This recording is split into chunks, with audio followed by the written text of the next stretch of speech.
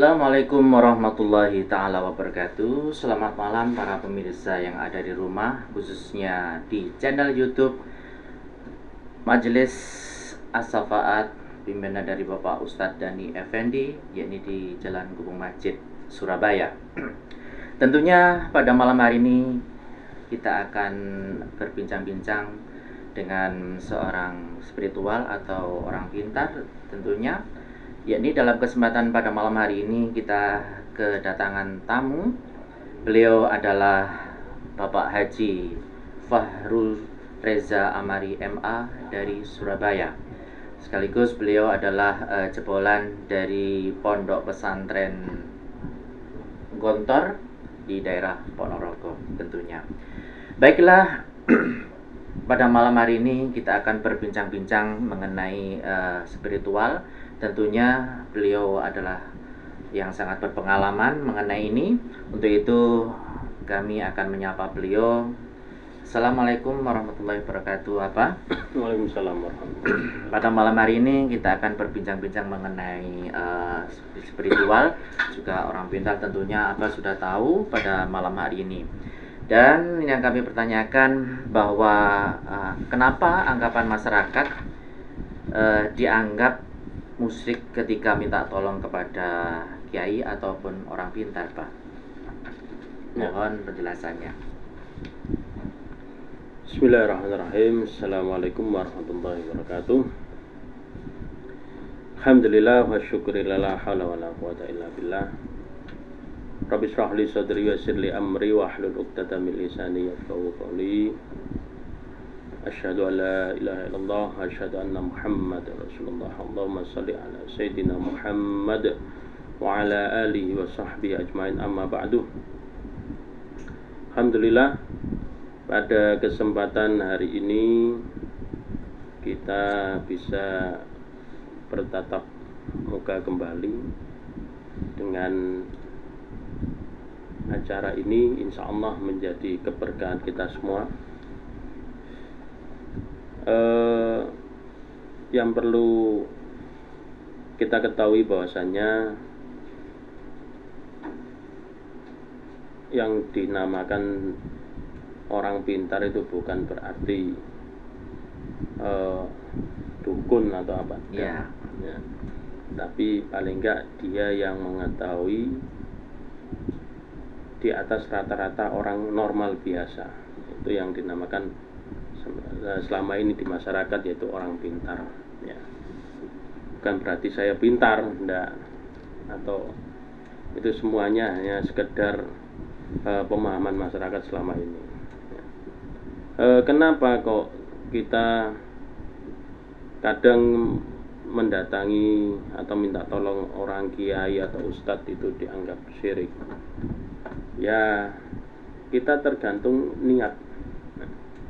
Niatnya bagaimana kita, ya. Kalau kita yakin bahwasanya itu nanti ustadz bisa istilahnya mengkabulkan doa saya, maka kita jatuhnya syirik, Ya. Percaya pada orang tersebut, walaupun tujuannya baik, minta doa. Tapi beda halnya dengan ketika kita sebelumnya minta kepada Allah, permohonan kepada Allah, ya. Terus kita bertawasul meminta bantuan orang lain, kiai atau ustadz. Untuk apa? Untuk juga turut mendoakan kita, ya. Itu beda, ya. Yang pertama, yakin bahwasanya ustadz itu bisa dikabulkan atau bisa mengabulkan doa kita, itu namanya syirik. Tapi kita meminta tolong, karena apa? Bisa jadi dengan kita meminta tolong seorang kiai atau ustadz, minta ustadz doakan saya, Mbak Kiai doakan saya, ini bisa jadi diijabah. Karena apa? Kedekatan seorang ustadz atau kiai tersebut dengan Allah sangat dekat, ibadahnya, wiridnya, dan lain sebagainya. Dan itu sesuai dengan tuntunan hadis Nabi, ya, yaitu yang disebutkan istaksir minan nasi min du'ail khairi laka. Dalam artian apa? Perbanyaklah berbuat baik ya, agar orang-orang mendoakan kebaikan untukmu. Fa innal 'abda la yadri 'ala lisani man yustajabu lahu. Karena sesungguhnya seorang hamba itu tidak mengetahui melalui lisan siapakah doanya dikabulkan. Au yurham, atau ia diberi rahmat. Jadi kita tidak tahu dari lisan siapa doa kita akan dikabulkan. Makanya kadang kita minta ke kiai, atau bisa jadi ke ustadz, atau bisa jadi ke habaib, perantara. Nah, perantara seperti itu Ya. Insya Allah dengan begitu, mungkin ketika kita minta tolong, Ustadz doakan saya semoga jadikan kelancaran usaha saya, ya sudah saya doakan semoga lancar, kita amin seperti itu. Nah, bisa jadi amin kita dan doanya Ustadz tersebut untuk diri kita kepada Allah ikhlas, tidak ada tendensi apa-apa. Nah, keikhlasannya inilah yang bisa jadi dikabulkan doa tersebut. Gak tahu lesan mana, bahkan kita tidak boleh hanya memilih. Bisa jadi anak-anak yang tidak tahu, belum banyak dosa, ya kan, jauh tolong dongakno, atau anak yatim, doanya anak yatim, kita kumpulkan anak yatim berapa, 10 orang, minta doa, yuk doa sama-sama supaya dikabulkan sama Allah. Bisa jadi seperti itu. Bisa jadi ya. Karena apa? La yadri 'ala lisan man yustajabu lahu. Karena kita tidak tahu dari lisan siapa yang akan diijabah doa itu. Seperti itu. Iya, betul-betul. Sangat menarik sekali jawaban yang sudah diberikan kepada kita semuanya. Baiklah, untuk selanjutnya, bagaimana cara memberikan penjelasan kepada orang awam, tentunya yang tidak mengerti tentang medis ataupun ru'yah ya, yang sudah dikatakan oleh Pak Haji tadi. Jadi penjelasannya bagaimana cara penjelasan kepada orang awam yang tidak mengerti tentang ini? Ya, yang pertama kita harus yakini bahwasanya di dalam iman itu sendiri ada al-imanu bil ghaib. Kita harus iman dengan hal yang gaib, yang tidak bisa kita pandang oleh mata kita ya. Itu harus kita yakini.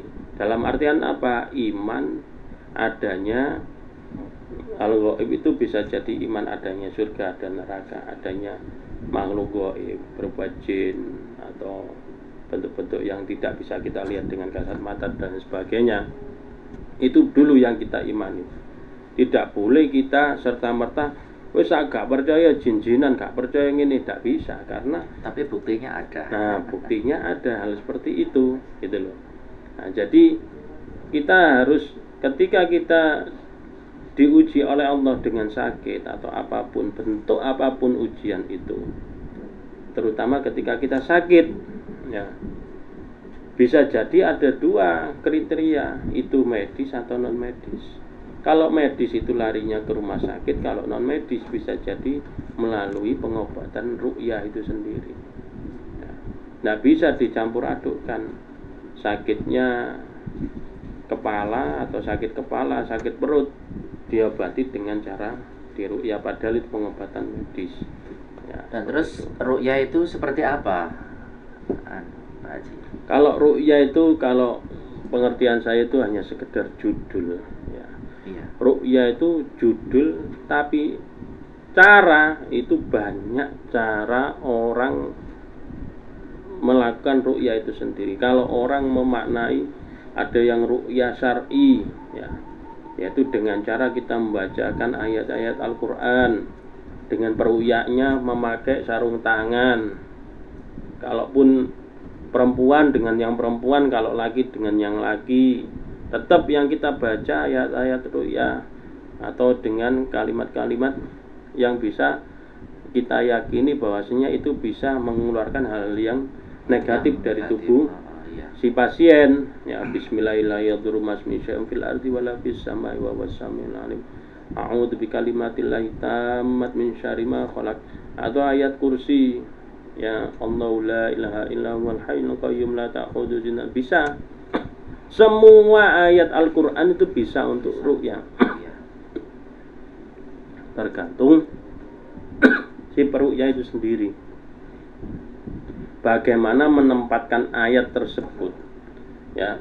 Atau ayat falamma alqaqala Musa ma jitum bi sihru innallaha sayubtiluhu bisa, innahum min Sulaiman wa innahu bismillahirrahmanirrahim bisa. Semuanya. Fatihah apalagi, ya, dahsyatnya Fatihah untuk meruqyah bisa juga ayat-ayat Al-Qur'an.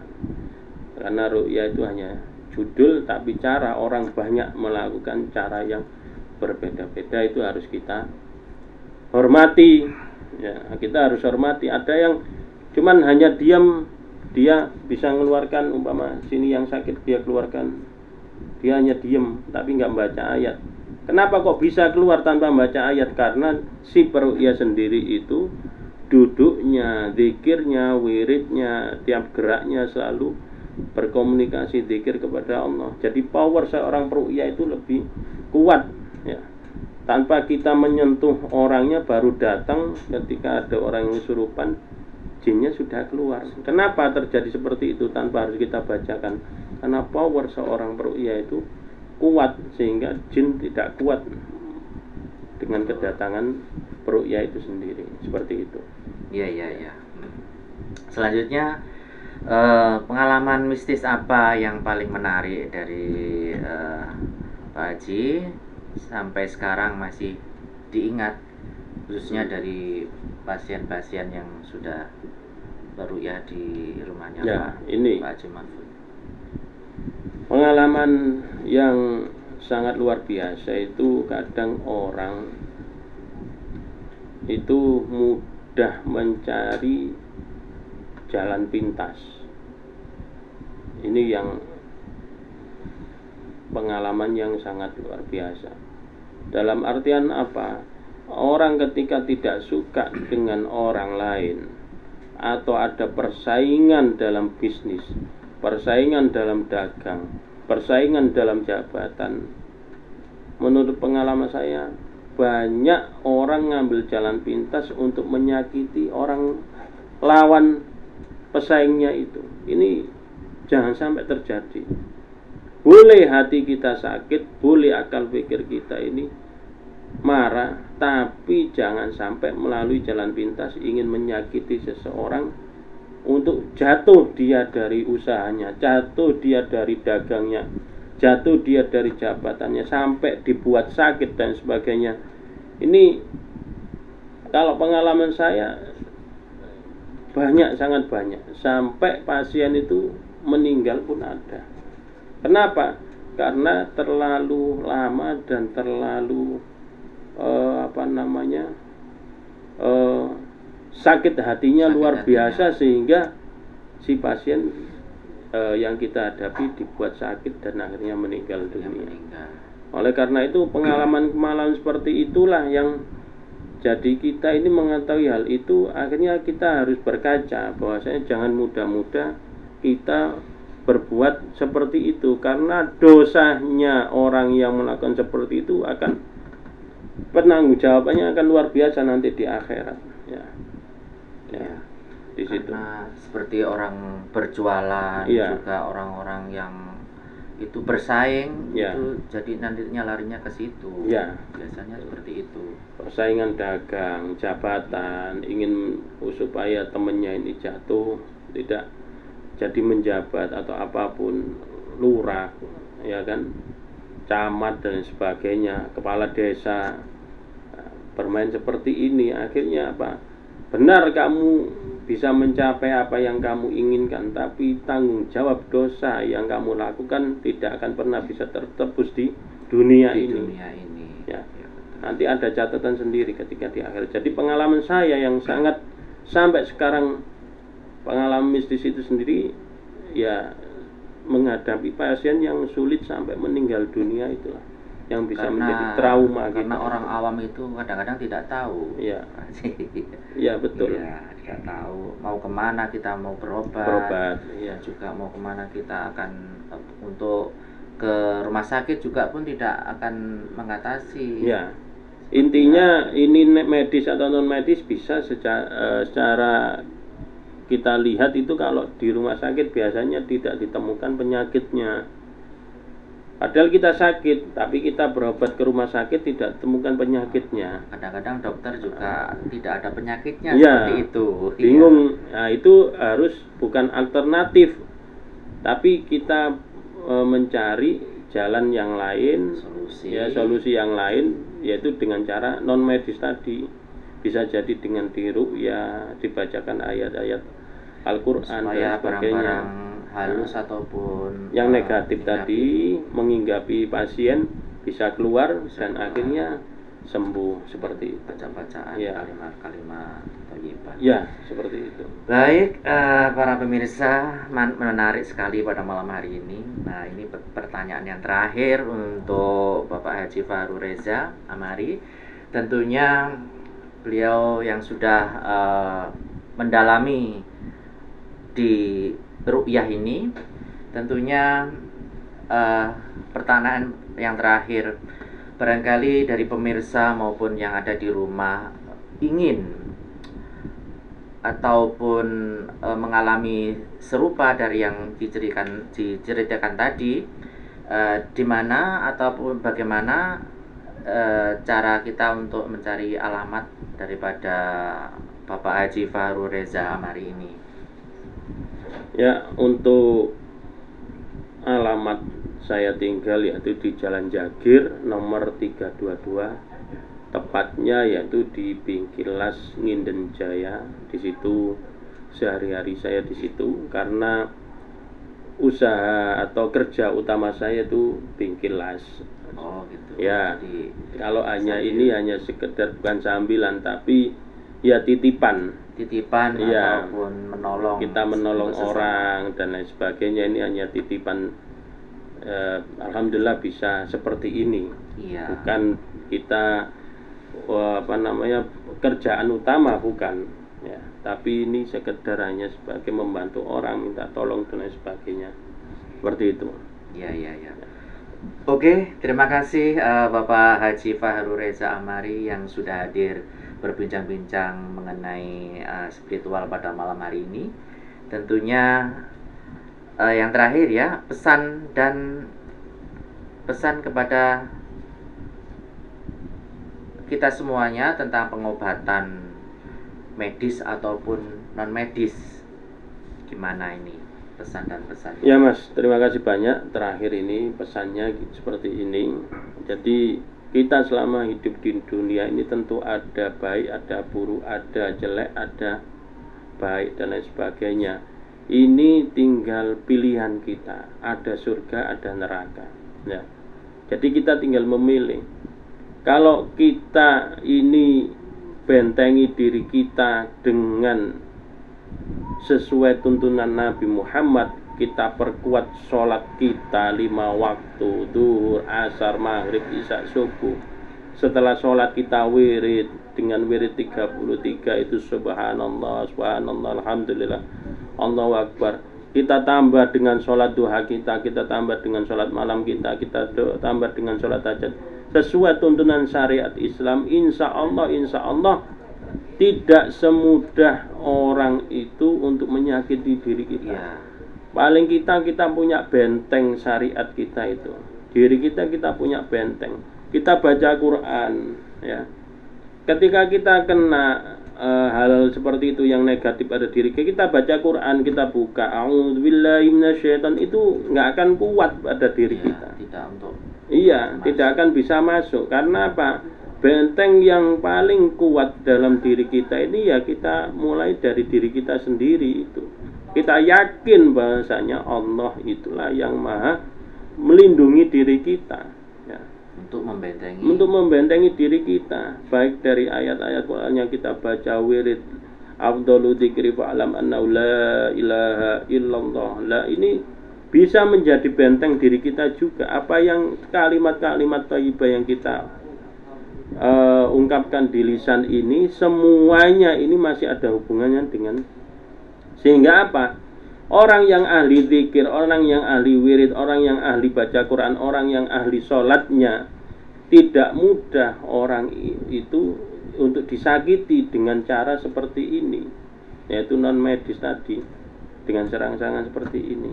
Tapi ketika kita lengah dengan ibadah kita lengah dengan sholat kita lengah dengan bacaan Quran, paling enggak dalam sehari kita baca Quran, kita lengah, dengan mudahnya barang itu akan menyerang diri kita. Oleh karena itu pesan saya, tetap dijaga syariatnya, sholatnya dijaga, baca Qurannya dijaga. Jangan mudah-mudah kita percaya dikit-dikit ke orang pintar, dikit-dikit ke orang pintar. Kita terlalu percaya itu, akhirnya apa?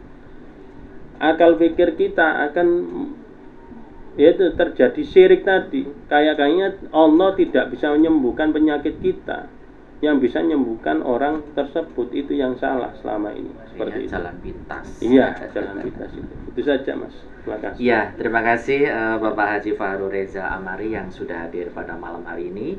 Tentunya untuk berbagi pengalaman tentang mengenai spiritual ataupun ru'yah yang sudah dilaksanakan atau dijalani dari Bapak Haji Fahrul Reza Amari. Baiklah para pemirsa yang ada di rumah, demikianlah bincang-bincang kami mengenai hal ini. Kami ucapkan terima kasih. Wassalamualaikum warahmatullahi wabarakatuh. Waalaikumsalam warahmatullahi wabarakatuh.